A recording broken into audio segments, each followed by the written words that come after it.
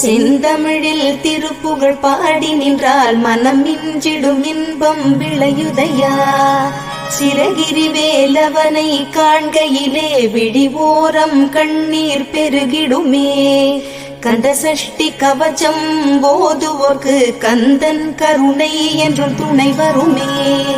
பங்குனி உத்திர நாளினிலே உனை நினைந்தே காவடி சுமந்து வந்தோம். புன்னகை புரியும் ஷண்முகனே உன் சன்னதி தேடி ஓடி வந்தோம். உன் பதம் பணிவது என் தவமே, என் மனதில் நிறைந்திடும் உன் முகமே.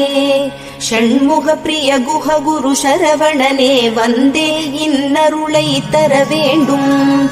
தென்பழனி மலையில் ஆண்டி முகம், சென்னிமலையில் முருகனின் கருணை முகம்.